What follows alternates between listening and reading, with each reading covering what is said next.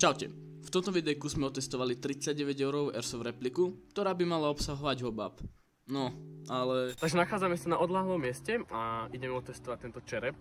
Takže špecifikácie tohto skara by mali byť, že mal by mať 310 fps, s použitím 0,25 by mal mať cca 1 joule alebo 0,9, takže uvidíme, či to je aspoň trošku pravda. V porovnaní s mojou main Airsoft replikou, tak tam má 350 fps a s 0,28 by mala mať cca 1,6 joule, takže si ich tak trošku porovnáme. Je to docela nefér, keďže do tohto som vyložil celý rodinný majetok a toto je Airsoft replika za 40 €, ale nikdy nevíš. Takže nadopovali sme ho 0,28 gramovými bebečkami a ideme vyskúšať, čo vlastne dokáže.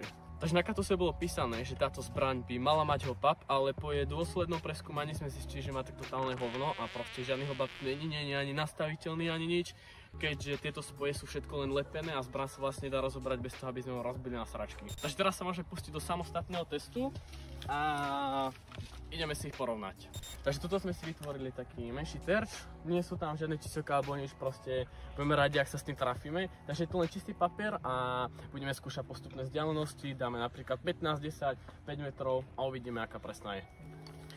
A potom to vlastne porovnáme s mojou beštiou. Takže je tu manuálna Airsoft replika, takže pri každom výstrele ho musíme samostatne natiahnuť a idem sa skúsiť trafiť.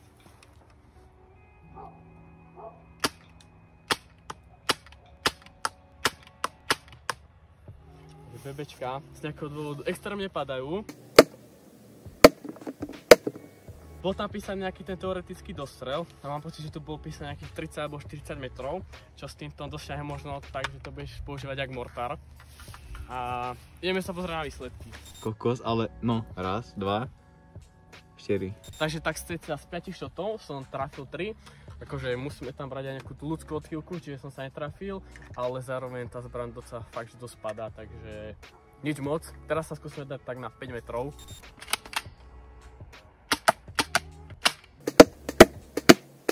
Takže kapacita zásobníka by mala byť cca 30, ale keď som sa ich tak snažil 30 natlačiť, tak veľa z nich už prepadávalo do tej komory, vlastne do toho úložného miesta v zásobníku, takže či sa ich tam presne naozaj 30 zmestí, neviem, ale mohlo. Takže môžeme vidieť, že teraz z 5 metrov sa mi tie šoty podarili o mnoho lepšie, sú vyššie miere do stredu a nie sú tak vzdialené od seba. Takže na 5 metrov to je v pohode, ale kto by s týmto hral na 5 metrov, tak fakt neviem.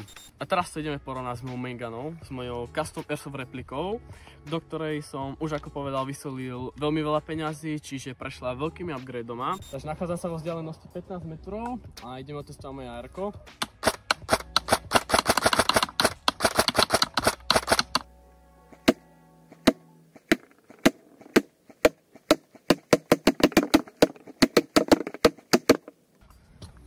Ešte sa dajme tak na 20.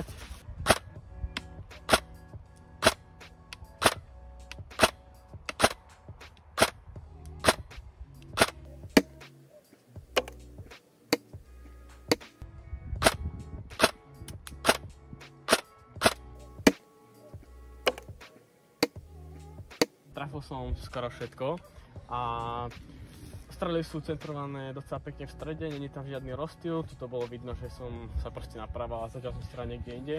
Ale tak to je proste taký ten rozdiel medzi tak 600 € replikou a 30 €. Môže dať trigger spam.